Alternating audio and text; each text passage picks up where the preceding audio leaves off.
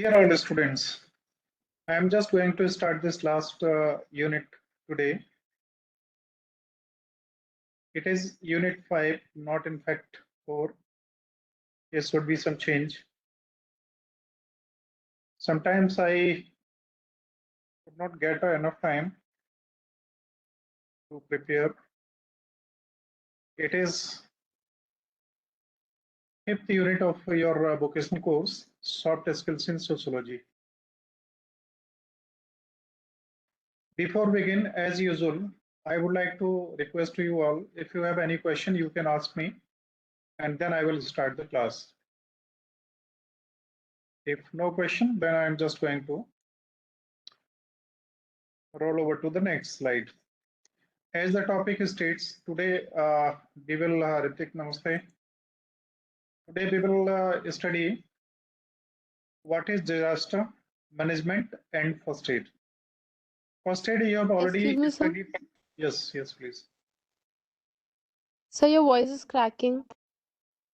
Maybe a problem with your internet. And what about other candidates? Are you able to listen me properly or having any problem?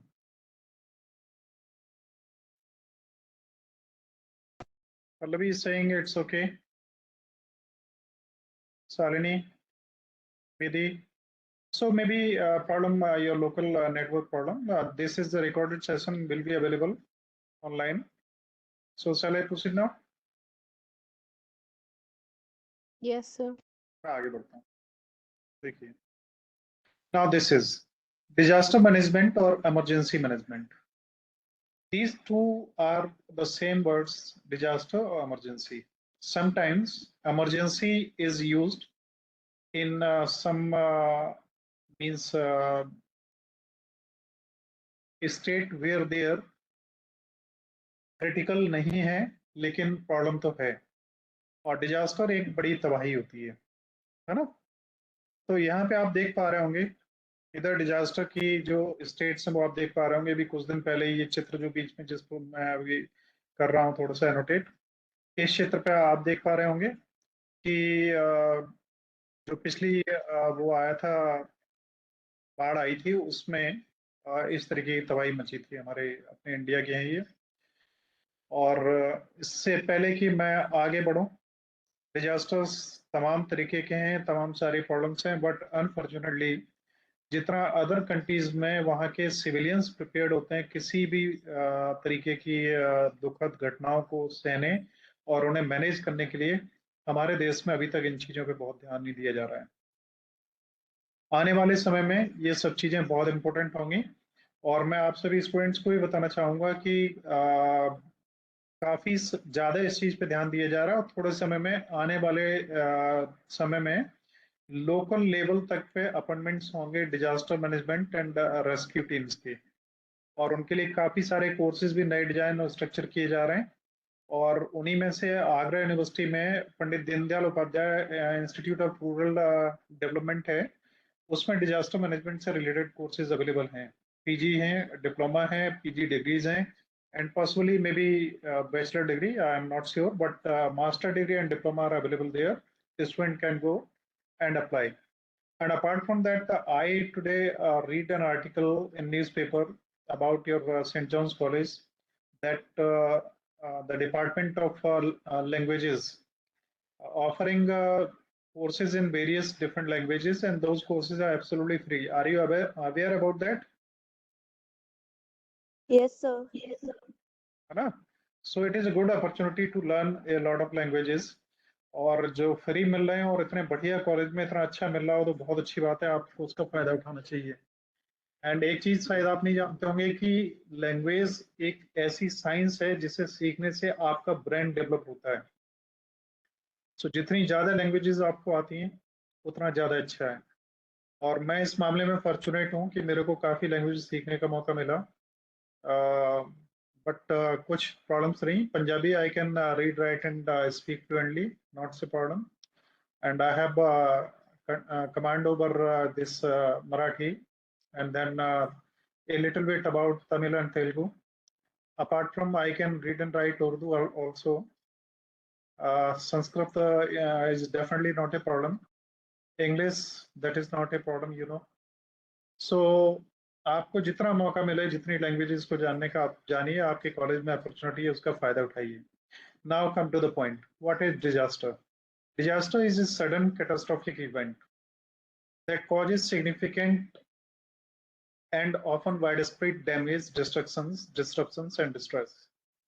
तो disaster क्या है? एक अचानक आई हुई कोई ऐसी आपदा जिससे बहुत बड़ा तबाही हो, बहुत बड़ी बर्बादी हो, और जिसके बाद में हमारे पास में बहुत कुछ हमने खो दिया हो।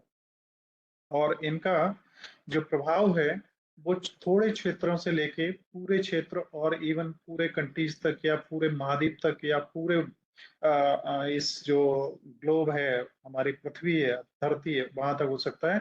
जैसा कि ह्यूमन सिविलाइजेशन की शायद सबसे बड़ी डिजास्टर, और जिसको हम कहेंगे ये प्रॉब्लम, पेंडेमिक जिसको नाम दिया गया था, अभी रिसेंटली हम लोगों ने झेला था, कोरोना। इससे पहले इस तरीके की कोई महामारी नहीं आई जिससे पूरी दुनिया प्रभावित हुई हो, है ना? तो अब ऐसी इमरजेंसी पोजीशंस खड़ी होती हैं तो हम क्या करें? See disasters can be very in scale, from single community to large catastrophic affecting entire regions. तो ये ऐसी आपदाएं और विपत्तियां होती हैं जो छोटे स्तर से लेके, जैसे हो सकता है किसी एक मोहल्ले की प्रॉब्लम हो, है ना, या कोई थोड़े एरिया की प्रॉब्लम हो, या ये पूरे ग्लोब तक की प्रॉब्लम हो सकती है। Disaster management, also known as emergency management, is the process of planning for mitigating, responding to and recovering from various types of disasters and emergencies. देखिए, अब डिजास्टर मैनेजमेंट क्या है, आपको ये समझना है। आपको पहले भी हमने कहा है कि जब भी किसी पढ़ाई में आप चलें तो बहुत ज्यादा इंपॉर्टेंट आपके लिए है कि आप उसके एक एक शब्द को समझें। डिजास्टर आप समझ गए, तो अब डिजास्टर को मैनेज कैसे किया जाए? तो मैनेज करने का हमारा ऑब्जेक्ट क्या होता है? हमारा सबसे ज्यादा ऑब्जेक्ट प्राइमरी ये होता है कि हम प्लान करें प्रॉपर कि अगर ऐसी स्थिति, बाढ़ की स्थिति आती है तो हम क्या करें, और अगर पहले तो हम उससे बचें, और अगर नहीं बच पाए, बाढ़ आ ही गई, तो उसके खतरों को किस तरीके से कम कर सकें। ये हमारा उद्देश्य होना चाहिए, है ना? मूवी फरीन वॉइस क्लैश हो रही है, और लोगों को भी कुछ प्रॉब्लम हो रही है ऐसी? No, sir. Okay, then may be the local problem again. मेरा शायद वीडियो भी ऑन है, उसे मैं ऑफ कर दूं क्या? शायद नेटवर्क का इशू रहता है उसकी वजह से भी।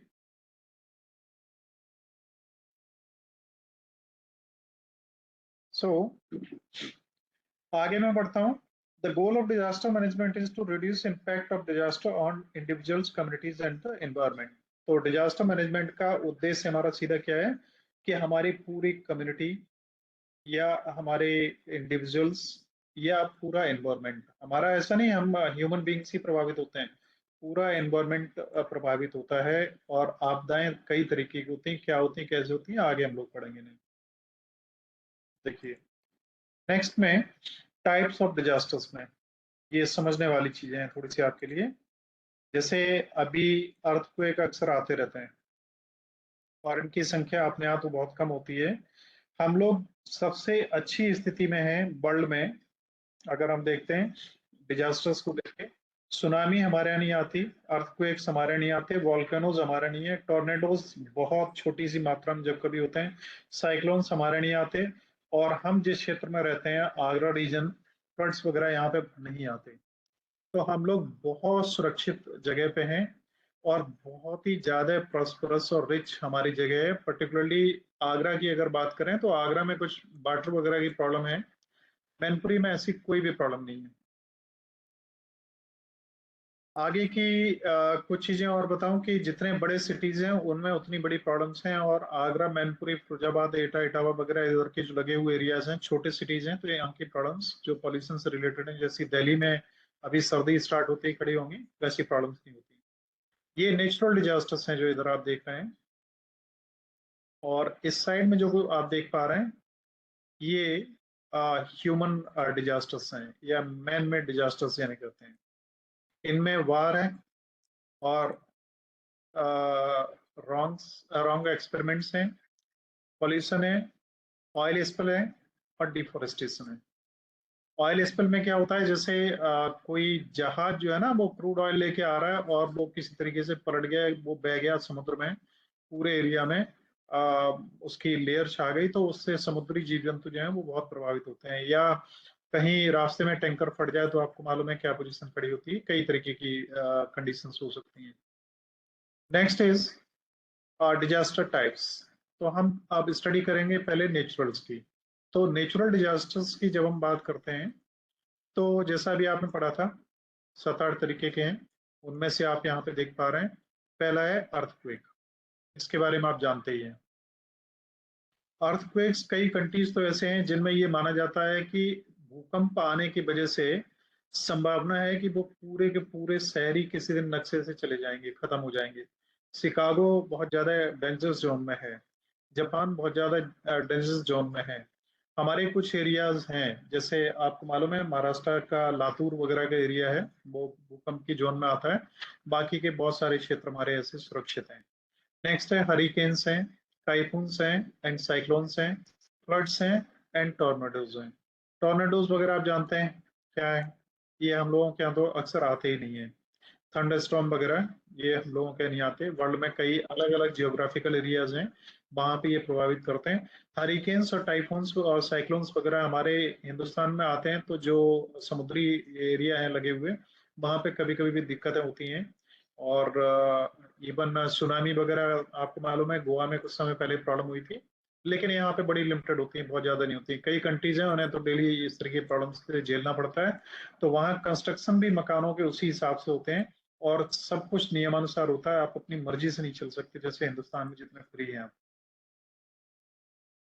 अभी आप देख रहे हैं वर्ल्ड में युद्ध चल रहा है, तो अगर आप ऐसे में इसराइल वगैरह में या कहीं भी अगर आप कभी गए हो, कभी रहने का मौका मिले, उसके बारे में जाने, तो मकान बनाते हैं आप, तो आपको बंकर बनाना जरूरी है।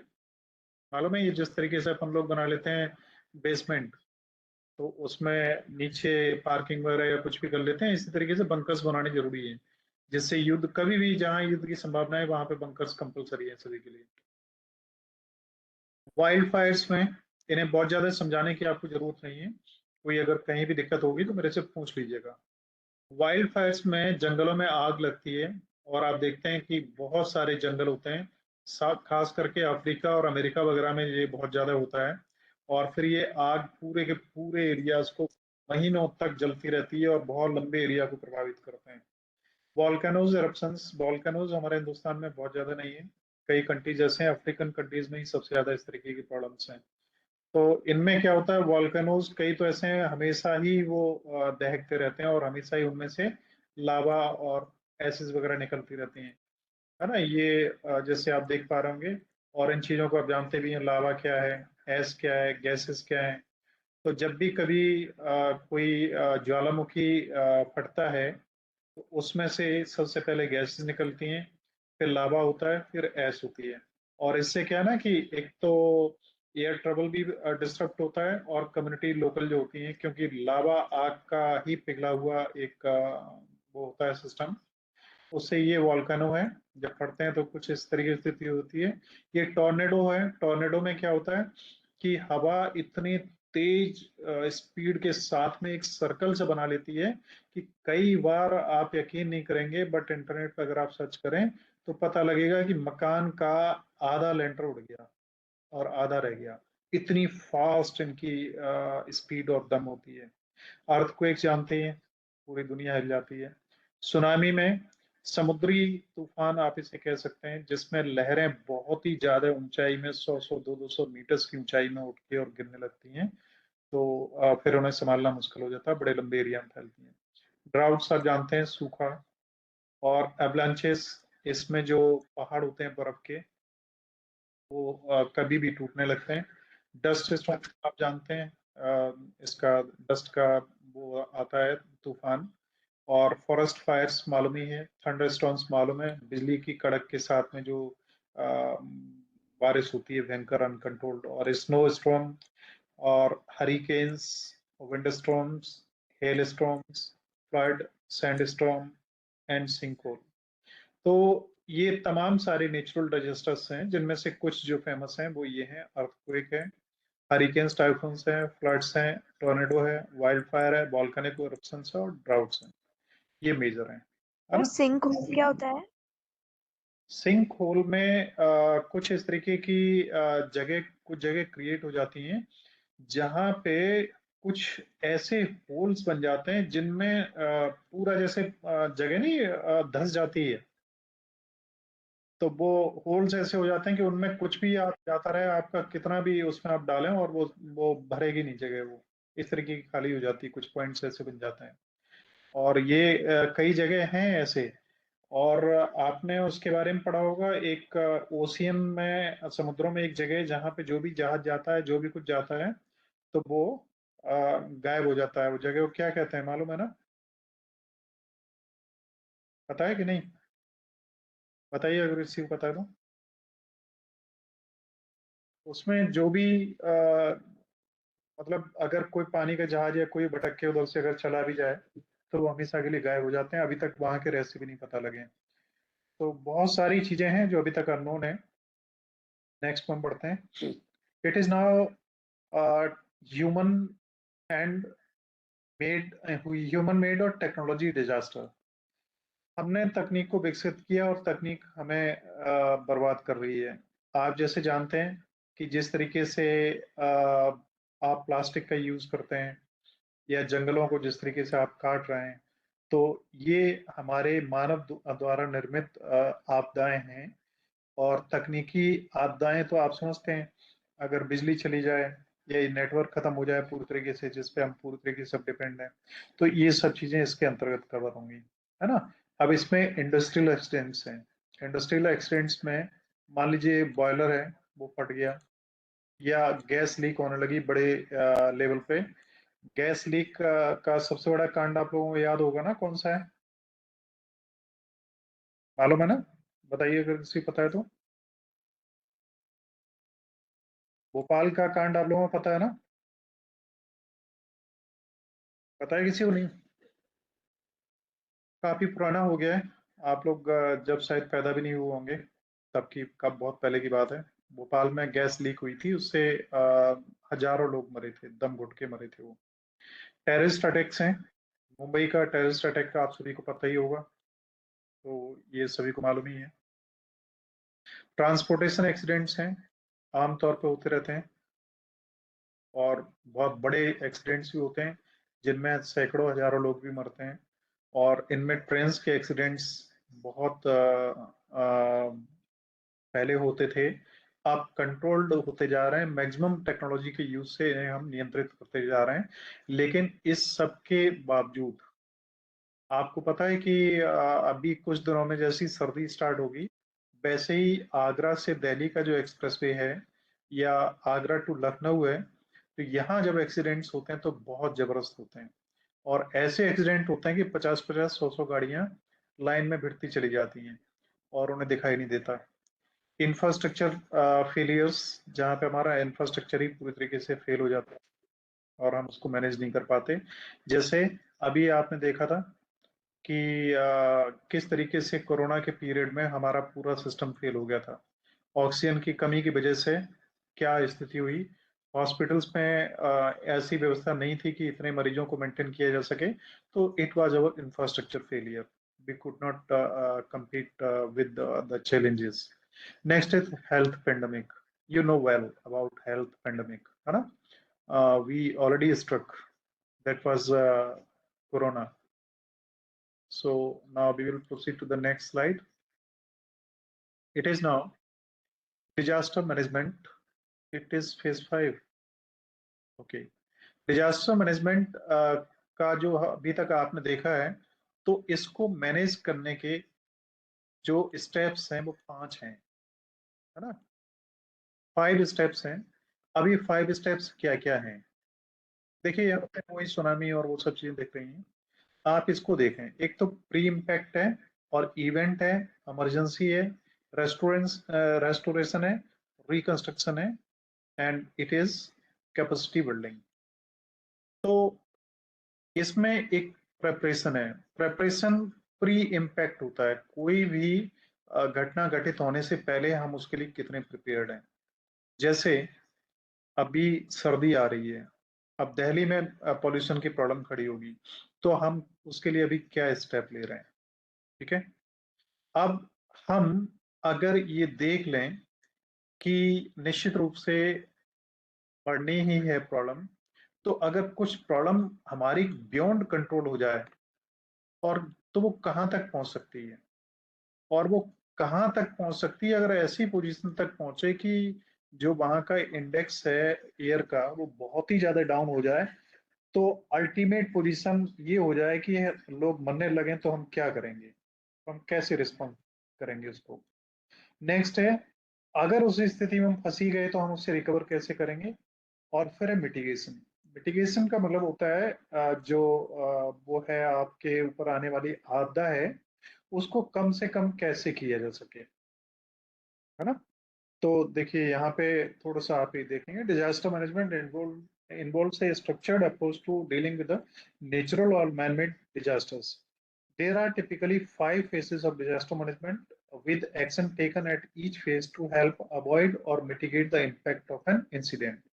तो 5 स्टेप्स हैं, इन पांचों स्टेप्स का उद्देश्य क्या है कि किसी भी तरीके से जो इंसिडेंट है या तो वो हो ना, और अगर हो ही गया है तो हम उसके जो इम्पैक्ट है, उससे पड़ने वाला प्रभाव है, उसे कम से कम कैसे कर सकें।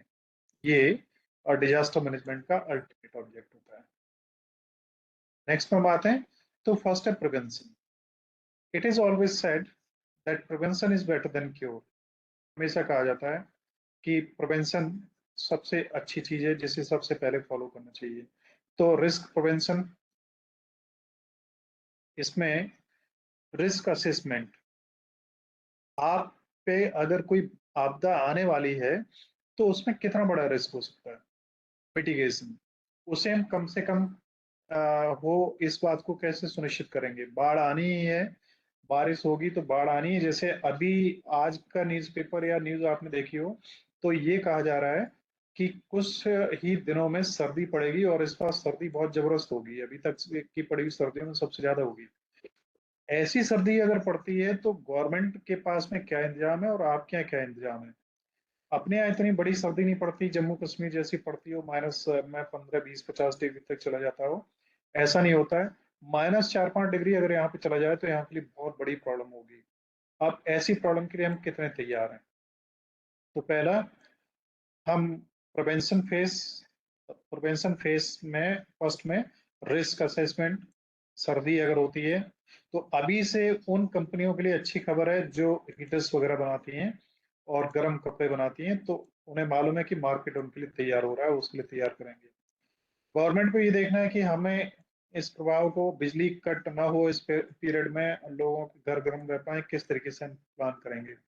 पब्लिक अवेयरनेस, तो जो लोग समझदार हैं वो जानते हैं कि उन्होंने अगर आज खबर अखबार में पढ़ ली तो ये कल के लिए तैयार हो जाएंगे, और अगर नहीं पढ़ी, एक पार्टी बन के रह गई, तो ये रिस्क जब प्रभावित होंगे तो वही हीटर जो अभी मिल सकता है 500, 1000 रुपए का, वो मिलेगा आपको जाके 1500, 2000, 3000 तक। और आप अच्छी तरह जानते हैं, मैक्सिमम लोग आप इससे सहमत होंगे, कंपनियां जो हैं उनमें ऑफ सीजन छूट होती है कपड़ों की। अभी सर्दी के कपड़े अगर अभी तक आप लें तो काफी सस्ते मिल जाएंगे। वही अगर आप सूट्स लेते हैं सर्दियों में, जनवरी दिसंबर में, तो वो सूट जो आपको 8, 10 हजार रुपए का पड़ता है, वो ऑफ टाइम में आके 4000 रुपए, 5000 रुपए तक का पड़ जाता है। तो these are all the things we should keep it in mind, we should be prepared for that. Now I will go to next slide. First is risk assessment, second is preparedness, तो हम कितने तैयार हैं। ठीक है, आने वाले समय के लिए हम कितने तैयार हैं। दूसरा, पहला तो आपने देखा इमरजेंसी प्लानिंग हमारी कैसी है, ये। दूसरा है training and drills, stock filing, early warning systems. एक चीज और है गवर्नमेंट जिस पर बहुत ज्यादा ध्यान दे रही है, वो है साइबर सिक्योरिटी और अवेयरनेस टुवर्ड्स सेक्स अब्यूजनेस। तो इनके लिए गवर्नमेंट बहुत जल्दी बहुत सारे ट्रेनिंग प्रोग्राम्स और बहुत स्कूल्स में प्रोग्राम्स और पब्लिक प्रोग्राम्स ऑर्गेनाइज करने वाली है। तो साइबर सिक्योरिटी वगैरह पे काफी कुछ फ्री प्रोग्राम्स भी चल रहे हैं जिन्हें आप कर सकते हैं और गवर्नमेंट की तरफ से है वो। मैं उनके बारे में आगे आपको बताऊंगा, फिलहाल ये सेशन कंप्लीट करना है तो मैं उसकी तरफ बढ़ता हूँ। स्टॉक फाइलिंग में क्या होता है कि आपको मालूम ही है कि सर्दी आ रही है तो गर्म कपड़े तैयार रखो। आपको मालूम ही है कि सर्दी में जो बीमारियां होती हैं, जुकाम बुखार वगैरह की, सर्दी लगने की, उन दवाइयों को पहले से लेके रखो। अर्ली वार्निंग सिस्टम्स ये वो सिस्टम्स हैं जो आपको पहले से ही बताते हैं कि किस तरीके से अगर ऐसा होना है तो आप क्या करें, आने से पहले ही आपको खबर मिल जाए। जैसे अभी गवर्नमेंट ऑफ इंडिया ने एक एक्सपेरिमेंट किया था जिसमें आपके मोबाइल्स वाइब्रेट होने वाले थे किसी पर्टिकुलर डे एंड टाइम में, है ना? तो ये आप सभी को पता होगा। सॉरी, इसमें प्रिपेयर्डनेस में हम यहाँ पे थे। आगे चलते हैं इससे। कोई क्वेश्चन हो तो आप पूछ सकते हैं बीच में भी। थर्ड है रेस्पॉन्स फेस। रेस्पॉन्स फेस में क्या होता है कि अगर घटना घटित ही हो गई तो हम कितनी जल्दी उसको रिस्पॉन्स दे सकते हैं। Activation of emergency plans. अगर घटना घटित हो ही जाए, बाढ़ आ ही गई और टेम्परेचर उतना डाउन हो ही गया, या दिल्ली में जो वो है उसका लेवल, एयर पोल्यूशन का उस लेवल पर पहुंच ही गया जो अलार्मिंग था, तो हम प्रॉपर अपने सिस्टम्स को एक्टिवेट कैसे कर सकेंगे। सर्च एंड रेस्क्यू, जो विक्टिम्स हैं, जो प्रभावित लोग हैं, उन्हें कैसे सर्च करेंगे, उन्हें कैसे सहायता देंगे, और जो टीम्स हैं कैसे उन्हें लोकेट किया जाएगा, किस तरीके से वो काम करती हैं। इसके लिए मॉक ड्रिल्स वगैरह चलती रहती हैं, लोग प्रैक्टिस करते रहते हैं। इवैक्यूएशन, अगर जरूरत पड़ेगी जगह को खाली करना पड़े तो कैसे करेंगे। मेडिकल केयर देनी हो तो कैसे करेंगे। कोऑर्डिनेशन कैसे रहेगा इन सब में, खाली करने में, सर्च में, रेस्क्यू में, एक्टिवेशन में, इन सब में एक कोऑर्डिनेशन प्रॉपर सारी टीम्स में, सारी एजेंसीज में, सारी ऑर्गेनाइजेशंस में। जैसे नेशनल लेवल की अगर कोई दिक्कत खड़ी होती है, कोई युद्ध की स्थिति खड़ी होती है, तो पूरे देश में नेशनल लेवल पे एक कोऑर्डिनेशन हो जरूरी है। आप जानते हैं पहले हमारा जो डिफेंस सिस्टम है वो 3 यूनिट्स में बटा हुआ था। एक एयर, वाटर एंड लैंड। तो 3 सेनाएं हैं हमारी अभी भी, लेकिन अब उनका सीडीएस बना बना दिए गए, chief of the defence services. तो अब इन तीनों को एक कोऑर्डिनेट करेगा। पहले तीनों अलग अलग होते थे, अब ये तीनों रिपोर्ट करेंगे इसको, और ये रिपोर्ट करेगा सीधा फिर आगे गवर्नमेंट को। तो decision making easy and sharp हो जाती है ना? Next. Next is recovery face. Recovery face की जब हम बात करते हैं तो रिकवरी फेस बहुत इंपॉर्टेंट होता है। इससे पहले हमारा जो फेस था सबसे ज्यादा इम्पोर्टेंट, तो पहला तो यही है, सबसे पहला प्रिवेंशन। दूसरा, तैयारी हमारी कितनी है। तीसरा, रिस्पांस फेज, अगर घटना घटित हुई तो हम उसे किस तरीके से रिस्पॉन्ड करेंगे। और चौथा, घटना घटित हो ही गई अब, और जितना नुकसान होना था वो हो ही गया। इजराइल और उसमें गाजा पट्टी में जो भी चल रहा है वो आपको पता ही है। अब उसके बाद में जब वो युद्ध समाप्त होगा तो फिर उसका असेसमेंट कि कितना नुकसान हुआ, अभी कोई असेसमेंट नहीं कर रहा क्या होगा कैसे होगा, अभी तो बस किसी तरीके से हमें जीतना है। तो एक असेसमेंट, ये पोस्ट इंसिडेंट होता है, और रिकंस्ट्रक्शन ये सब पोस्ट इंसिडेंट है। जब इंसिडेंट हो जाता है उसके बाद साइकोलॉजिकल सपोर्ट। अब वो बेचारे जो युद्ध से जिन्हें कोई मतलब नहीं है, बच्चे हैं, वुमेन्स हैं, और बूढ़े बाड़े हैं, पेशेंट्स हैं, जिन्हें कोई मतलब नहीं है, मानवीय तौर पे वो सबसे ज्यादा प्रभावित होते हैं। तो उन सबको किस तरीके से हम रिकवरी फेस में सम्मिलित करके सपोर्ट दे पाएंगे। कम्युनिटी रिसेलेंस है, पूरा जो हमारा समुदाय है इसको हम किस तरीके से इस योग्य बना पाएंगे कि ये आ, आ, एक दूसरे का सहयोग करते हुए आगे बढ़ें, और भविष्य में भी अगर ऐसी कोई दिक्कतें आती हैं तो उन्हें हम किस तरीके से मीट आउट करें। इकोनॉमिक रिकवरी में आप जानते हैं कि कोरोना के बाद में गवर्नमेंट ने बहुत सारी इंडस्ट्रीज को बहुत तरीके से सपोर्ट किया, फाइनेंस दिया, उनके कर्जे माफ किए, और उनको काफी सारी सहूलियतें दी, और टैक्सेस भी कम कर दिए। इस तरीके से ये इकोनॉमिक रिकवरी होती है। साइकोलॉजिकल सपोर्ट में आप समझते हैं जिस बच्चे के माँ बाप अगर युद्ध में खत्म हो गए हों या किसी माँ बाप का बच्चा अकेला हो और युद्ध में वो खत्म हो जाए, बीमारी में खत्म हो जाए, कुछ भी हो जाए, लेकिन इसकी हम बात करते हैं इमरजेंसी सर्विसेज, डिजास्टर मैनेजमेंट की। भूकंप आया और बिल्डिंग गिरी और पूरे परिवार के सब लोग खत्म हो गए, केवल एक बचा। तो ऐसे लोगों को इस साइकोलॉजिकल सपोर्ट की सबसे ज्यादा जरूरत पड़ती है ना। आगे बढ़ते हैं। लास्ट है mitigation phase. Mitigation phase post disaster है। तो इसमें क्या होता है कि हम कोशिश ये करते हैं कि जो एक आपदा आई थी उससे हमने क्या सीखा, और उससे सीखने के बाद में भविष्य में उससे लेसन सीख के हम अगली पॉलिसीज अपनी तैयार करेंगे। लॉन्ग टर्म पॉलिसीज हमारी होंगी। और आपको मालूम है इंडिया में 5 ईयर प्लान्स 1955 से शायद या 52 से स्टार्ट हुए थे, तो 5 साल की पॉलिसीज बना के आगे बढ़ते हैं हम लोग। पब्लिक अवेयरनेस, जो घटना घटित हो गई आगे ना हो तो क्या करें, तो कोरोना पे कितनी ज्यादा अवेयरनेस लाई गई थी आप जानते हैं सभी लोग। इंफ्रास्ट्रक्चर इम्प्रूवमेंट, तो हमारे हॉस्पिटल सब अपडेट हो गए, भविष्य में अगर ऐसी कोई प्रॉब्लम आती है तो हमारा प्लान तैयार है। तो रिस्क मिटिगेशन प्लान, किस तरीके से रिस्क कम से कम हो, हम कैसे कर सकें। तो मिटिगेशन फेस है, ये पोस्ट डिजास्टर है। क्या हमने सीखा, वही सब चीजें जो वहां पे थी। इनमें से अगर किसी में भी किसी कोई डाउट होगा तो हमसे पूछ लीजिएगा। नेक्स्ट आगे बढ़ते हैं। तो यहाँ पर अब आप देख रहे होंगे, ये डिजास्टर रिकवरी का ही। अब डिजास्टर रिकवरी की इंपॉर्टेंस क्या है, तो आप देख पा रहे हैं, the importance of disaster management is multifaceted and encompasses various aspects of human safety, well-being, and societal stability. Disaster management is essential for saving lives, protecting properties and infrastructure, and promoting well-being of communities and nations. सबसे important इतना है, ये यहाँ से आप इसको mark कर सकते हैं कुछ इस तरीके से। ये तो डिजास्टर मैनेजमेंट क्या है, इससे हम लोगों के जीवन बचा सकते हैं, इंफ्रास्ट्रक्चर को बचा सकते हैं, प्रॉपर्टी को बचा सकते हैं, और हम अपने जो कम्युनिटीज हैं उनकी वेलबींग को सुनिश्चित करते हुए अपने देश को भी बचा सकते हैं। ठीक है। So it involves A proactive approach to mitigate risk, prepare for emergencies, respond effectively, and facilitate recovery. तो डिजास्टर मैनेजमेंट की इम्पोर्टेंस क्या है कि इसी के द्वारा ही हम सबसे पहले तो उनसे बचने के उपाय सीखते हैं, फिर अगर घटना घटित हो जाए तो कम से कम उसका प्रभाव कैसे हो, और फिर जो भी प्रभावित हुए उससे रिकवर कैसे हो, और रिकवरी के बाद वो दोबारा ना हो।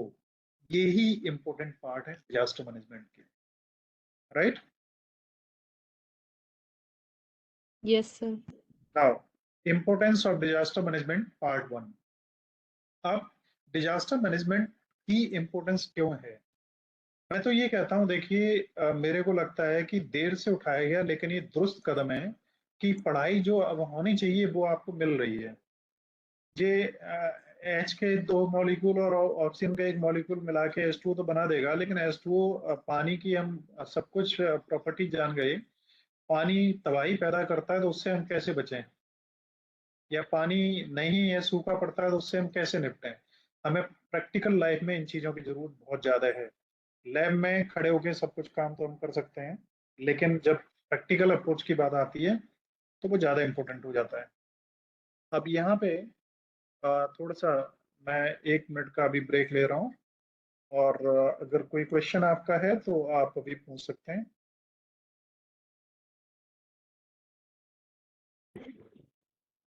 देखिए इम्पोर्टेंस ऑफ डिजास्टर मैनेजमेंट की अगर हम बात करते हैं तो यहाँ आप देख पा रहे हैं, इसे हमने 2 स्टेप्स में बांटा है।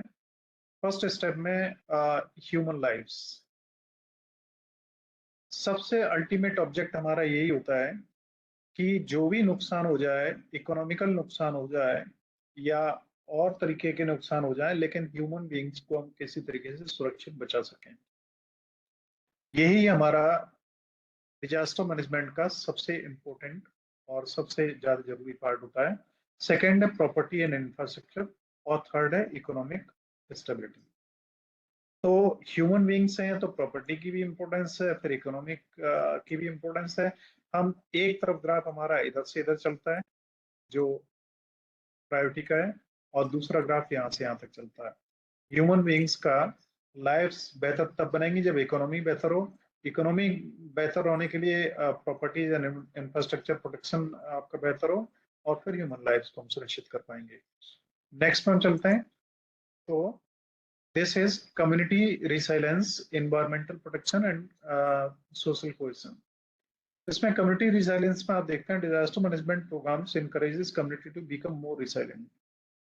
तो इसमें क्या होता है कि जो हमारे समुदाय है ना, उसमें इन आपदाओं में परस्पर एक दूसरे की सहायता करके आगे बढ़ने की जो भावना है, उसको सबसे ज्यादा प्रमोट करने पर जोर दिया जाता है, जिसमें लोकल लोग ही अपनी समस्याओं के लिए साथ में एक दूसरे के साथ खड़े हों, और वो किसी भी तरीके की जीवन से संबंधित या इकोनॉमिकल या इन्वायरमेंटल या सोशल किसी भी तरीके की जो वो हैं डिजास्टर्स, उन्हें मेंटेन कर पाए। इन्वायरमेंटल प्रोटेक्शन में आप जानते हैं, इसमें मिटिगेट इन्वायरमेंटल डैमेजेस, जो आप देख पा रहे होंगे यहाँ पे, it often includes strategies mitigating environmental damages and support ecological recovery। तो कोई भी अगर ऐसा कोई भी घटना होती है, जैसे युद्ध चल रहा है, तो युद्ध में जो मिसाइल्स यूज हो रही हैं, उनसे जो तमाम केमिकल वो हो रहा है पोल्यूशन, उस सब को कैसे हम सुनिश्चित करेंगे कि कम से कम हो। यहाँ तो तबाही में तो फिर आपको मालूम है, बर्बादी में तो कोई ये देखता नहीं कि क्या होगा। जिस समय आप गुस्से में होते हैं, उस समय आप अपनी हत्या तक खुद भी कर सकते हैं, और ऐसा होता है सुसाइडल जो अटेम्प्ट्स होते हैं। तो वहां पे ये नहीं देखा जाता हमारा क्या नुकसान होगा, क्या हमें फायदा होगा। तो सोशल कोहेजन में आप देखें, disaster management fosters community engagement and cohesion. It encourages individuals and organizations to work together, fostering a sense of unity and shared responsibility in times of crisis। जब कभी ऐसी आपदाएं खड़ी होती हैं, तो समाज एक साथ खड़ा दिखाई दे, उसमें कोई आपस में जो मतभेद या दूरियां हैं, ऐसी चीजें इस समय नहीं होनी चाहिए। Now this is part 2। Here you will see resource allocation। अगर कोई दिक्कत आती है, तो ऐसी स्थिति में जिन चीजों की कमी पड़ती है, जैसे आज की डेट में गाजा पट्टी में जो मेडिकल सर्विसेज हैं और खाना पानी राशन है, उन सबकी जरूरत है। तो वर्ल्ड के बहुत कंट्रीज भेज रहे हैं, इंडिया ने भी भेजा है, और गाजा पट्टी में पहुंचने के लिए इजराइल से होकर गुजरना पड़ेगा। तो किस तरीके की प्रॉब्लम्स हैं, कितनी प्रॉब्लम्स हैं, आप समझ सकते हैं। Now next is public health. You know better कि डिजास्टर्स आती हैं तो किसी न किसी तरीके से जो पब्लिक हेल्थ है उसको वो हैम्पर करती हैं। और पोस्ट वो डिजास्टर जो प्रॉब्लम है, वो सबसे बड़ी ये होती है साइकोलॉजिकल सपोर्ट। जब कोई अपने किसी को खो देता है, या अपने बिजनेस को किसी आग लग गई और उसकी कंपनी सब बर्बाद हो गई, और उसके ऊपर बहुत सारा लोन है, अब वो बेचारा इस वजह से परेशान ज्यादा है कि इस लोन को मैं कैसे चुकाऊंगा। वो काम करने की क्षमता थी, वो तो उसकी इसे सोचने में ही चली जाएगी। तो आप उसे कैसे हिम्मत बना सकते हैं, क्या कर सकते हैं। तो psychological support is sometimes much more important then the physical support. Education and awareness लोगों में लाएं, जिससे इस तरह की घटनाएं जो होती हैं उन्हें वो बियर कर पाए। Then next is these important points you are seeing here: government and institution, national security and international relations। तो कोई भी आपदाएं जब होती हैं, तब ये चीजें इंपॉर्टेंट हो जाती हैं। Government and institutional preparedness. Government हमारी कितनी प्रिपेयर है ऐसी स्थितियों के लिए, या अभी आपने देखा कि पूरी दुनिया दो क्षेत्रों में बढ़ती हुई दिखाई दे रही है। एक जो अमेरिका के साथ खड़े हैं, और एक जो रसिया और चाइना वगैरह के साथ में खड़े हुए हैं कंट्रीज। अब ऐसे में किसी भी इंडिया जैसे कंट्री को किसी का भी साथ लेना या किसी को भी छोड़ना बड़ा मुश्किल वाली स्थिति और क्रिटिकल होती है। ऐसे में कोई भी डिसीजंस किसी भी बड़ी प्रॉब्लम को निमंत्रण दे सकते हैं। तो यहाँ पे हमारा राष्ट्रीय हित किस में है, ये हमें देखना पड़ेगा, और उसके हिसाब से हमें अपने डिसीजन लेने पड़ते हैं। और उसके साथ में इंटरनेशनल रिलेशंस जुड़े ही होते हैं, क्योंकि इंटरनेशनल लेवल पे अगर आप मुसीबतों में फंसेंगे तो आपका असली सहयोगी कौन होगा, अगर उसे आप नहीं पहचान पाते हैं तो निश्चित रूप से आप गलती कर रहे हैं। नेक्स्ट है disaster preparedness tips, 10 ways to prepare for any disaster. ये शॉर्ट में आप समझ लीजिए, 10 चीजें अगर किसी भी तरीके की कोई आपदा आती है तो उससे हम बचने के लिए क्या करें। Know the location of utility set offs, आप उन जगहों का पता करें जहां से प्रॉब्लम्स को रोका जा सकता है। जैसे अगर बिजली का करंट घर में आ गया तो आप क्या करेंगे, जहां से मेन पावर सप्लाई है आपको पता होनी चाहिए कहाँ से, वहां से आप ऑफ कर पाए। इसी तरीके से अगर और भी फायर का सोर्स क्या है उसे पता कर पाए। आइडेंटिफाई मीटिंग प्लेसेस, कहाँ पे आप मिल जुल सकते हैं, एक दूसरे से बैठ के बात कर सकते हैं और किस तरीके से अपनी स्ट्रेटेजी बना सकते हैं। Make a list of out of area emergency contacts, आप अपने घर में हैं और रात में अगर आपके सामने कोई दिक्कत आ जाए तो आप कैसे कांटेक्ट करेंगे। मोबाइल नंबर्स मैं समझता हूँ किसी भी घर में नहीं होंगे कि एक लिस्ट लगी हो जहाँ पे जो इमरजेंसी मोबाइल नंबर्स हों उनकी लिस्ट ही हो, ये भी नहीं होगा। और इमरजेंसी में किससे कैसे प्रिपेयर करें ये चीजें नहीं होंगी। अगर कोई जहर खा ले, फूड पॉइजनिंग हो जाए तो रात को 1 बजे हम फर्स्ट एड में क्या करेंगे, वो चीजें आपने पढ़ी हैं बट उन्हें यूज कर पाए तो अच्छी बात है। Know the location of utility set of कोई हो रहा है। Know the emergency policies of schools and adult care centres, तो ये तमाम चीजें पॉइंट हैं इनके इमरजेंसीज और उनसे बचने के लिए। Identify safe spots in each room to take care, stock of extra medications, make special provisions, check smoke and carbon monoxide detectors. ये अक्सर बड़ी बिल्डिंग्स में कंपलसरी होते हैं कि आग लगे तो उसके धुएं से ही उन्हें डिटेक्टर्स को पता लग जाए और वो तुरंत अपनी कार्रवाई शुरू कर दें। आजकल काफी ज्यादा बात करी जाती है आईओटी की, इंटरनेट ऑफ थिंग्स, है ना। तो आईओटी ही है अब वो चीज जो डेवलप हो रही है, इमर्ज हो रही है बहुत बड़े लेवल पे, और ये हमारी लाइफ को इजी बना रही है। आईओटी का ही ये पार्ट है कि जैसे ही स्मोक को उसने सेंस किया वैसे ही अलार्म्स एक्टिवेट कर दिए और आग को रिकॉग्नाइज करने वाले नए जो ट्रिगर्स हैं वो उसने स्टार्ट कर दिए। इधर डूज एंड डोंट्स हैं, तो यहाँ पे आपको क्या करना है ये आप पढ़ लीजिएगा, लंबा वीडियो हो जाता है फिर। मैं शॉर्ट में चलता हूँ, नोट्स भी आपको दूंगा तो आपको मिल जाएंगे। जैसे देखिए, never assume and under estimate the extent of the disaster, किसी भी आपदा को आप अंडर एस्टिमेट न करें। बाढ़ आ रही है, आपको चेतावनी दी जा रही, भैया घर खाली कर दो इधर बाढ़ आ जाएगी, ना वो लगता है थोड़ा बहुत पानी आएगा चला जाएगा, फिर पता लगा आप पूरे डूब गए और तब आप चिल्ला रहे हैं, है ना। और don't get carried away by rumours, ये फालतू की रिमोट एक दूसरे को सुना रहे हैं ये भी ना हो। obey orders from authorities, when disaster strikes don't panic, stay calm, जब कभी आपदा आ ही जाए अगर तो आप उसमें बहुत ज्यादा वो ना हो उत्तेजित और आवेशित, आप अपने ऊपर नियंत्रण बनाए रखें। और इसके साथ ही आ, आप उसमें क्या कर सकते हैं इस पे विचार करें। किसी को सहायता देने से पहले आप अपने आप को सुनिश्चित करें कि क्या उसे सहायता जो देने जा रहे हैं आप खुद उसमें सुरक्षित रह पाएंगे। और lives and safety should be prioritise above anything and else, जीवन की रक्षा किसी भी उससे ज्यादा बड़ी है, तो सबसे पहले आप जीवन के बारे में देखें। मटेरियल्स और बाकी के जो धन संपदा है ये बात की चीजें हैं। एक छोटी सी आपने कहानी शायद सुनी होगी, एक जगह बाढ़ आ गई, है ना। और एक बंदा जो था वो अपने भगवान में बहुत विश्वास रखता था और उसका ये कहना था कि भगवान जी हमें निश्चित बचाएंगे। सब लोग धीरे धीरे गांव खाली कर गए, एक अकेला वो रह गया और पानी बढ़ता गया, पानी बढ़ता गया, उसके घर के ऊपर तक आ गया। अब वो घर की छत पे बैठा था, वहां भी सुरक्षित नहीं बचता दिखाई दिया। तो नाव आई और उन लोगों ने कहा जो रेस्क्यूअर्स थे कि आप आ जाओ, आप नहीं बच पाओगे यहाँ पे, लेकिन उसने कहा नहीं। फिर क्या हुआ कि पानी और बढ़ा और पानी वो बह गया, एक पेड़ को जैसे तैसे उसने पकड़ लिया, उस पेड़ को पकड़ के वो उस पर बैठ गया। अब हेलीकॉप्टर से लोग रेस्क्यू करने वाले आए। उन्होंने उससे कहा इसे रस्सी पे डाल दी कि इसे पकड़ लो और चढ़े आओ ऊपर, लेकिन इसने कहा नहीं, हमारा भगवान ही हमें बचाएगा। और लास्ट में फिर क्या हुआ कि वो पेड़ भी टूटा और वो भी बह के चल दिया साथ में।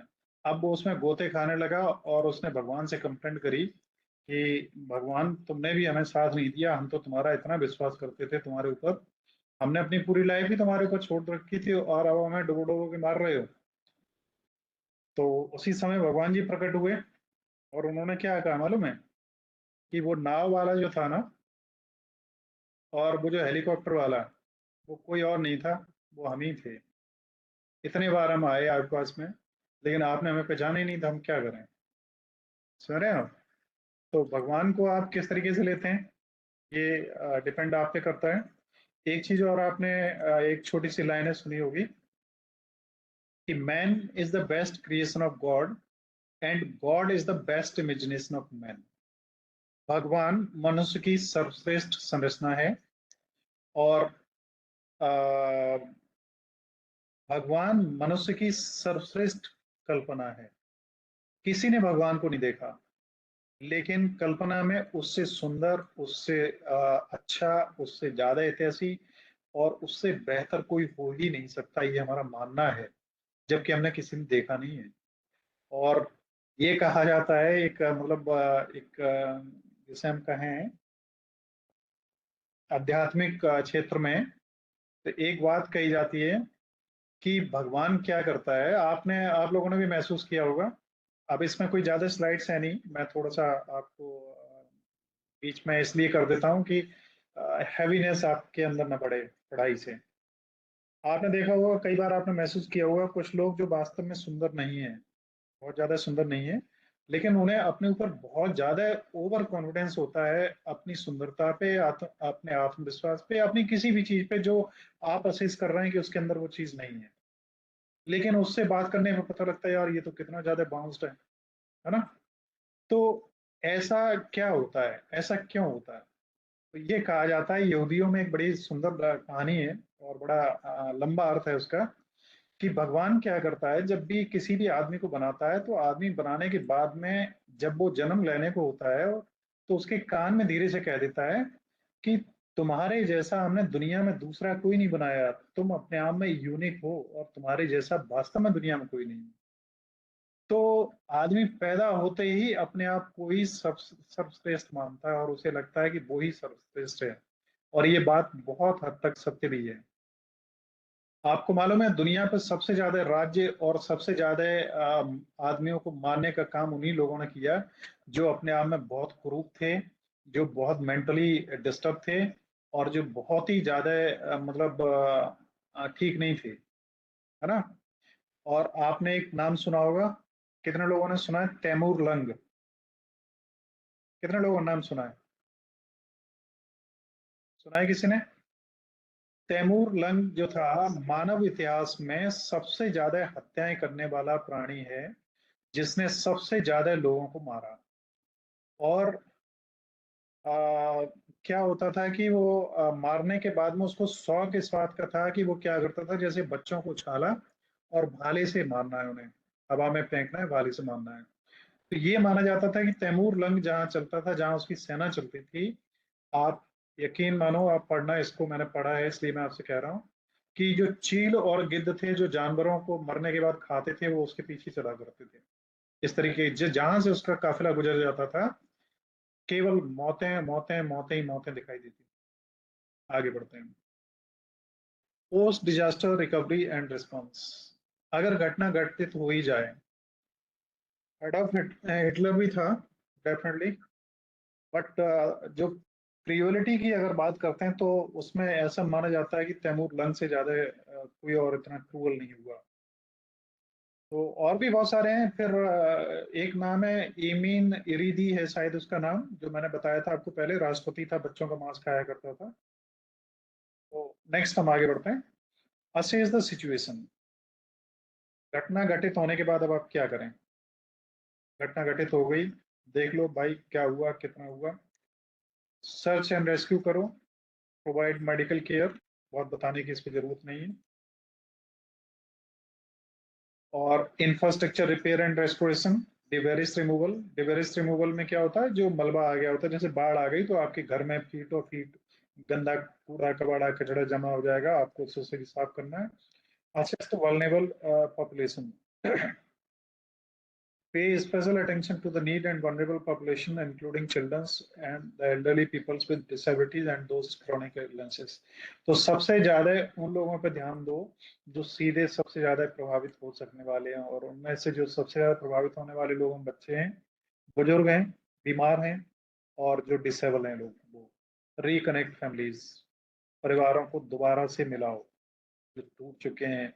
युद्ध में आप जानते हैं, अफगानिस्तान में एक लड़की थी, जो अफगानिस्तान की युद्ध के समय पे, आपको शायद पता हो, मैं उसका नाम भूल रहा हूँ, वो एक फोटो था जो बहुत फेमस हुआ था वर्ल्ड में। एक लड़की थी, अफगानिस्तान युद्ध के समय पे उसका फोटो एक फोटोग्राफर ने लिया था, और वो फोटो वर्ल्ड की तमाम मैगजीन्स में छपा। उसके बाद में एक मुहिम दुनिया के लेवल पे चलाई गई कि वो कौन अफगानी बच्ची थी जो उस फोटो में दिख रही है। तो करीब करीब 20-22 साल के बाद वो अफगानी बच्ची मिली, एक मदर के रूप में, उसके बच्चे भी हो चुके थे पैदा, और वो मिल गई, फिर उस फोटो से मिल गई, फिर उसके फैमिली के और मेंबर्स से मिले। You can search this story on internet, it is available there. So next is disaster recovery में provide information, assessment of damage and losses, recovery and reconstruction planning, ये सब आपको मालूम ही है। और हमारी हिंदी पिक्चरों में तो अक्सर जो है मेला होता है, उसमें लोग खो जाते हैं, फिर वो या तो उसके चोट लगी होती है, कहीं कोई निशान होता है, या उसने गले में कुछ पहना होता है, तो जिससे दो भाई अलग अलग होते हैं और दोनों एक दूसरे के विरोधी होते हैं, एक पुलिस में होता है तो एक डाकू होता है, और फिर एक दूसरे के आमने सामने आते हैं, और लास्ट में जब वो उसके फाड़ता है कपड़े तो पता लगता है, अरे ये तो ये निशान बना हुआ है, ये तो हमारा भाई है। फिर जिस तरीके से मिलन होता है, हिंदी पिक्चर आपको मालूम है ना। So beautiful images are being shown. That means is saying that you are active and participating in this today's program. So we are going to now finish up this one now. So before finishing, I will take you to the next slide. Here you may be able to see how beautiful this scene is. You are seeing this one like a globe, and then you are seeing a beautiful butterfly and a tree. Of course, trees are the sources of the life on this earth. All the things begins from here, है ना? तो resource mobilisation, economic recovery, resettlement and rehabilitation, environmental restoration. किसी को भी कुछ पूछना हो तो इनमें से पूछ सकते हैं। मैं आगे बढ़ता हूँ। कल नहीं होगा, साल नहीं, बस थोड़ी सी देर लगेगी। आप चाहें तो आप लीव कर सकते हैं। Few more slides are only remains. I will complete this session today, and your all examinations have been activated. You can go for them. I will proceed to next slide. Here, this is post disaster recovery and response, community engagement. ये already हो चुके हैं, आप पहले भी देख चुके हैं, एक बार रिकैप करने की जरूरत थी इनकी। तो सॉरी, नेक्स्ट देखिए, shelter housing, food and water distribution, psychological support, ये आ चुके हैं, पहले भी कवर हो चुके हैं ना।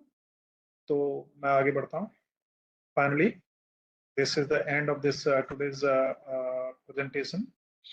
So I think now it is over. If you have any questions, you can ask me.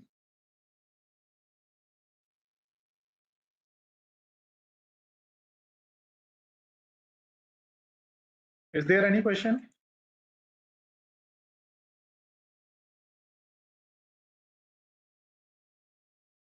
No, sir. Okay, Salini, no question. No question. Diksha, Upasna. Thank you too, Salini. Sir excuse me sir, Yes, yes, yes, please. Vocational course का login कैसे करना है? आपने अभी तक किया नहीं है क्या? सर को-करिकुलम वाले स्टेट वाला तो किया था पर वोकेशनल वाला नहीं हुआ है अभी। वोकेशनल में देखो, मैं अभी आपको लास्ट में दिखा दे रहा हूँ, एक अभी दिखा रहा हूँ मैं आपको। आप क्या करेंगे, जैसे को करिकुलर किया था उसी तरीके से वोकेशनल में आपको एक्टिवेट करना है उसको, पैकेज को। पैकेज को कैसे एक्टिवेट करेंगे ये तो आपको मालूम ही है ना। Yes sir. तो उसके लिए सिंपली आपको वही करना है कि पैकेज में आप जाएंगे, जैसे एक स्क्रीन सर देखिए मैं। हाँ, सर आपने पहले वो साइन आउट करके बताया था ना, वो वाला नहीं है। तो देखिए ये मैं दिखा रहा हूँ आपको, आप देख पा रहे हैं ना। Yes sir. इस तरीके से लॉगिन करेंगे आप। तो पहले फ्री एग्जाम्स में आते थे, वहां जो फ्री वाले होंगे केवल वही आएंगे। अब आपके सारे एग्जाम्स पेड में आएंगे। पेड हाँ ये एग्जाम्स सर आ गया। में ये सारे एग्जाम्स आपके आ जाएंगे। और अगर नहीं आ रहे हैं, जैसे वोकेशनल नहीं आ रहे हैं, तो वोकेशनल में आप लोग क्या करेंगे पता है, यहाँ पे जाएंगे बाई पैकेज पे। गुड नाइट मनो। बाई पैकेज में जाके आपका जो वोकेशनल है वो आपको मालूम है सॉफ्ट स्किल्स इन सोशोलॉजी है ना। यस तो सर, यहाँ इस से सर मैंने कर हाँ, इसको आप ऐड करेंगे, क्लिक करेंगे तो ये इस तरीके से यहाँ पे आ जाएगा। और इसके ओके। बाद में आप इसको ऐड टू कार्ट पे जाएंगे। यस और सर। ऐड टू कार्ट करने के बाद में ये चेकआउट है ना। तो यहाँ पे वो कूपन वगैरह आपको यूज करना है, बस ये सारे एक्टिवेट हो जाएंगे। मैं इसे दोबारा नहीं करूंगा, नहीं तो मेरे में डबल एक्टिवेट हो जाएंगे एग्जाम्स। ठीक है, और किसी कोई प्रश्न तो नहीं। Thank you sir. वेलकम। और किसी का कोई प्रश्न हो तो बताइए। सर ये एग्जाम हम 25 के बाद कर सकते हैं? हाँ, कर सकते हैं बिल्कुल। Okay sir, thank you. Any more questions. आप देखिए हमारा पार्ट यहाँ से खत्म होता है, आपके सारी क्लासेस कंप्लीट हो चुकी हैं and notes I will provide to you and you have to practise yourself and finally you have to prepare yourself. अभी तक जिन लोगों ने नहीं किया है, मैं उन्हें एक मौका दूंगा। एक गूगल फॉर्म मैं डिजाइन कर रहा हूँ, कल शायद आपको दे दूंगा ग्रुप में। और एग्जाम ऑनलाइन ही होना है, इसलिए ऑनलाइन आप लोगों को आना ही पड़ेगा, ये ध्यान रखिए। अगर आपके साथ में कोई जानने वाले हैं वो इस चक्कर में बैठे हो कि ऑफलाइन होगा, तो ऐसा नहीं होगा, इसलिए ध्यान रखिए। और वो जो ऑनलाइन एग्जाम होगा उसका डेफिनेट टाइम होगा, उसी टाइम में वो स्टार्ट होगा और डेफिनेट टाइम में वो ऑफ हो जाएगा। अभी मेरे को कॉलेज से बात करने की जरूरत है।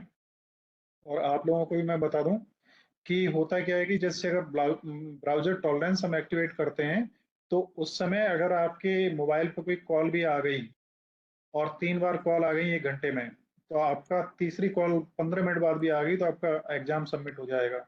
और जो कुछ आपने किया होगा उसी में से असेसमेंट होगा, अगर ब्राउजर टॉलरेंस को हम एक्टिवेट करते हैं तो।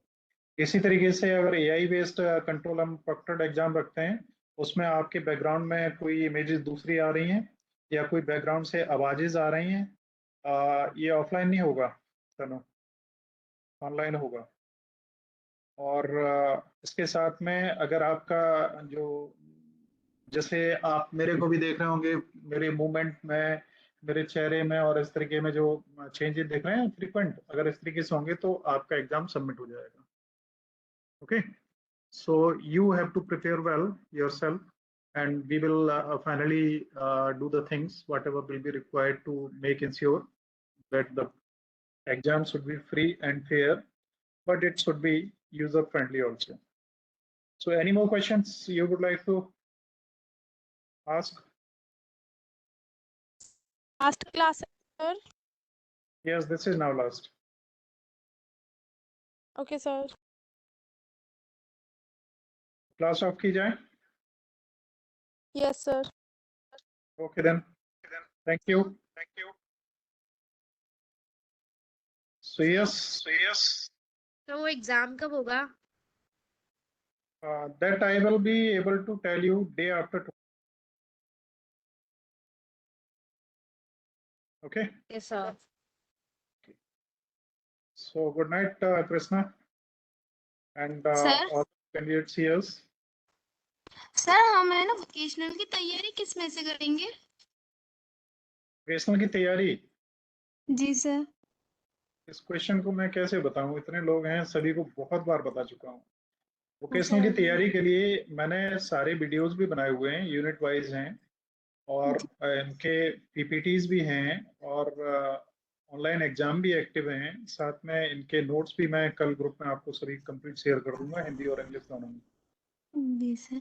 सर ठीक है। हमारा है ना कोलक्रेशन जो एग्जाम है ना वो एनईपी हमारा ज्वाइन नहीं हो पा रहा है रजिस्ट्रेशन। नहीं हो पा रहा है तो आप कल मेरे को बताइए। कल तो मैं खैर पूरा दिन बिजी होऊंगा, कल कार्यक्रम है बहुत सारे, तो पॉसिबली परसों फिर मैं आपको उसके समाधान दूंगा। और गूगल फॉर्म एक मैं अभी आपको दे दूंगा, जिन लोगों ने अभी तक एक्टिवेट नहीं कर पाए हैं तो वो हमें भर के दे देंगे, तो हम यहाँ से एक्टिवेट करवा देंगे। ठीक है। जी sir. Thank you. Okay Adiba, any more? जी सर नहीं। Mahima, Deepa, excuse me sir. Deepa. हाँ जी। सर वो कल जैसे आप बता रहे थे कि वोकेशनल का जो फाइनल एग्जाम होगा उससे पहले आप एक क्लास ले लेंगे प्रिपरेशन के लिए जिसमें आप थोड़े इम्पोर्टेंट्स बता देंगे, तो सर वो क्या वो क्लास होगी? हाँ बिल्कुल होगी। सर इम्पोर्टेंट उसका बता उस देंगे। क्लास इम्पोर्टेंट बता देंगे इसका मतलब ये नहीं है पेपर आउट हो जाएगा। ठीक है, आप लेके ना यस चलेंगे यस सर उसको, आई है ना। जी सर, मतलब थोड़ा आइडिया हो जाएगा किस तरह से पेपर आएगा। नहीं, पेपर तो अभी आप प्रिपरेशन कर रहे हैं, इसके बाद में हम एग्जाम्स आपके अभी कंडक्ट करवाएंगे, जिसमें एक बारी में एक ही होगा और सेम क्वेश्चन होंगे, सभी स्टूडेंट के अलग अलग क्वेश्चन नहीं होंगे। प्रिपरेशन में ओके सभी सर। स्टूडेंट के क्वेश्चंस अलग अलग होंगे। 10 लोग अगर बैठ जाएं तो 10 के सबके एग्जाम्स अलग अलग होंगे। अभी आपके यूनिट वाइज एग्जाम है, अभी मैं कल परसों में एक्टिवेट कर दूंगा पूरे सिलेबस से। मान लो पूरे सिलेबस के 1200-1500 क्वेश्चंस बन रहे हैं, तो सब 1200-1500 में से जी कोई भी सर। 50 क्वेश्चन कहीं से भी आएंगे फिर वो, है ना। सर ओनली इसी तरीके 50 से होंगे? वो अभी मैं फाइनल करूंगा कितने करता हूँ, 50 या 100 या जो भी फिगर होगी वो मैं फाइनल करके, जो भी इंस्ट्रक्शंस होंगे वो क्लियर आपको मिलेंगे। Okay sir. सर जी मुझे सर, कुछ तो कहना उस है। क्लास का तो लिंक आ जाएगा हमारे पास, जैसे अगर वो क्लास होगी तो नोटिस आ जाएगा। हाँ बिल्कुल, ग्रुप में आप जुड़े हैं ना ओके। उसमें, जी सर, सिमरन। टेलीग्राम में। जी जी सर। ठीक है, आप सभी को मैसेज मिल जाएगा। Okay, okay, thank you so much sir. So thank you all, thank you, keep your study continue, take care, good bye to you all. Sir मुझे कुछ कहना है। जी कहिए, मैं सुनने के लिए बैठा हूँ, भारती बोलिए। Sir thank you so much sir, आपने हम लोगों को पढ़ाया, हम आपसे जुड़े सर, बहुत अच्छा लगा आपसे पढ़ के। आपने एग्जाम्पल के थ्रू, स्टोरी के थ्रू हमें बहुत ही इंस्पायर किया। Thank you so much sir. So I would like to say thanks to you all, those who are expressing their feelings or not. I am quite sure कि आप लोगों का भी बड़ा अच्छा लगा मेरा अपना एक्सपीरियंस आप लोगों को पढ़ाने का, और आगे हम लोग मिलेंगे भी, और आगे नेक्स्ट क्लासेस भी हैं। 4th सेमेस्टर जो है उसमें बेस्ट वोकेशनल पेपर नहीं होगा, बट को करिकुलर तो होगा ही, है ना। और जो सेकेंड सेमेस्टर के उनके 3rd सेमेस्टर में वोकेशनल प्लस को करिकुलर दोनों होंगे। आगे भी हम लोग कंटिन्यू करेंगे, और हम कुछ अच्छे प्रोग्राम्स भी ऐसे करवाएंगे जिनमें हम लोग मिलते रहेंगे एक दूसरे से। ठीक है, so okay thank you, sir, good night sir. Good night, thank you. Good जी नाइट सर, सर। सर आपकी स्टोरीज बहुत इंस्पायर करती हैं। स्टोरीज तो हमारे पास बहुत हैं सुनाने के लिए, और जी सर, बहुत अच्छी होती हैं। मैं कुछ समय में कोशिश में ये करूंगा, मेरे पास बहुत ज़्यादा काम करने के लिए नहीं होगा, तो मेरा ऑब्जेक्टिव ये होगा कि लाइफ में अगर मैं कुछ लोगों को क्लिक कर सकूं, इंस्पायर कर सकूं। आपको मालूम है कि जो हमारे कलाम साहब थे, डॉक्टर एपीजे, उनका कहना ये था, उनकी बुक ही है विंग्स ऑफ फायर, कि आप केवल सपने देखिए, और सपने देखेंगे तभी सत्यता में उतर पाएंगे, बट वो सपने आप दिन में देखिए, रात में सोते हुए नहीं। Okay, so keep encouraging yourself also. Life में बहुत सारे अप एंड डाउन्स आते हैं, बट जितने डाउन्स आते हैं आप उतना ही अप जाएंगे, ये मान के चलिए हमेशा। So hope you all will do your best in your careers. And whenever you feel any type of assistance from my side, I am always with you. Okay? Sir एक बात और पूछनी थी जी बताइए। सर, जैसे कि आपने बताया था कि को करिकुलर आपका सब्जेक्ट नहीं था, फिर भी आपने हमें पढ़ाया, वोकेशनल भी पढ़ाया, तो सर इसी तरीके से क्या आप और सब्जेक्ट भी मतलब पढ़ा सकते हैं सर? बस पूछना था सर, केमिस्ट्री, मैथ, ऐसा कुछ। देखिए, मैं आपने पूछा तो मैं थोड़ा सा बता दूं, और ये वीडियो भी रिकॉर्डिंग में है। मैं आपको बता दूं कि कोरोना के टाइम में मैंने 10th क्लास सीबीएसई के एक स्टूडेंट थी, केवल एक लड़की थी। उसके फादर हमारे काफ़ी अच्छे जानने वाले थे, तो उन्होंने कहा कि किसी तरीके से उसके कंप्यूटर के कुछ क्वेश्चंस हैं, वो आप करवा दो। तो उससे प्रॉब्लम हो रही है, प्रैक्टिकल्स भी हो नहीं पाए, तो आप इतना करवा दो, उसको हेल्प कर दो। मैंने कहा देखो, मैं बच्चों को पढ़ाता नहीं, और छोटे बच्चों को तो बिल्कुल ही नहीं पढ़ाता हूँ। उन्होंने कहा थोड़ा सा 2-4 दिन के लिए आपसे अगर टाइम मिल जाएगा तो वो अपना कवर कर लिया। मैंने ठीक है, 2-3 दिन के लिए भेज दीजिए आप। वो आई, उसके बाद में मैंने उसे थोड़ा सा पढ़ाया। उसने फिर रिक्वेस्ट करी कि सर आप थोड़ा सा और देख लें तो अच्छा रहेगा। मेरे को मैंने उसे हर तरीके से कोशिश करी कि मैं किसी तरीके से उसे कंटिन्यू ना करूं। मैंने ही कहा देखो, जो प्रॉब्लम थी मैंने वो आपकी सोल्व कर दी, अब आगे मैं नहीं पढ़ाऊंगा। तो बोली सर प्लीज कैसी हो जाए। तो हमने कहा हम अकेले को पढ़ाते नहीं। तो बोले सर कितने होने चाहिए कम से कम? हमने 2-3 लोग तो हों। नेक्स्ट डे वो आई, बोली सर 3 लोग हो गए। 3 लोग हो गए। अब मेरे पास कोई ऑप्शन नहीं था। फिर मैंने कहा देखो, मेरी फीस बहुत ज़्यादा होती है, मैं चार्ज बहुत ज़्यादा लेता हूँ।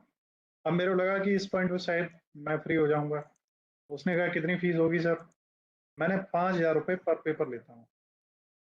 तो अब वो इसके लिए तैयार हो गए कि 5,000 रुपये देंगे। तो उसके बाद में कंप्यूटर मैंने पढ़ाया है। उसी पीरियड मैंने उनसे जानना चाहा कि बाकी के उनके सब्जेक्ट कैसे हैं। तो बायो मेरा फेवरेट रहा है, केमिस्ट्री भी बेहतर रहा है। और उसके बाद में उन बच्चों को मैंने हिस्ट्री से लेके सोशोलॉजी और इकोनॉमिक्स तक पढ़ाया, और मेरे को पढ़ाने में बहुत अच्छा लगा। और उन बच्चों की मैंने आईक्यू और वो देखी, शार्पनेस बहुत अच्छी। मेरे को पढ़ा के इनकरेजिंग लगता था, और खुद में एनर्जाइज मैं फील करता था उन्हें पढ़ा के कि मैं बहुत कुछ पढ़ने के लिए सीख रहा हूँ। और वो भी इतने अच्छे थे कि मार्क्स भी उनके बड़े बेहतर आए, बहुत अच्छे आए। लेकिन मैंने उसे कंटिन्यू नहीं किया क्योंकि मेरा वो ऑब्जेक्ट नहीं है।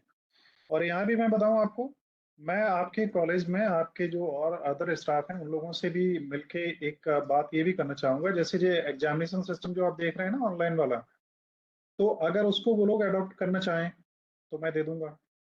तो मल्टीपल चॉइस है, मैच मेकिंग है, ट्रू एंड फॉल्स हैं, पैसेजेस हैं, या कोई रिकॉर्डेड वीडियो है, या कोई ऑडियो है, या कोई पिक्चर है, उसके थ्रू क्वेश्चंस पुट अप करने हैं।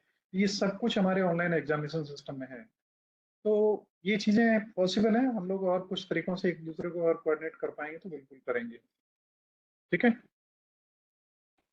सो I think now it is already 1 hour and 8 minutes have been over in sir recording. Sleep Yes. Paralysis के बारे में बता सकते हो?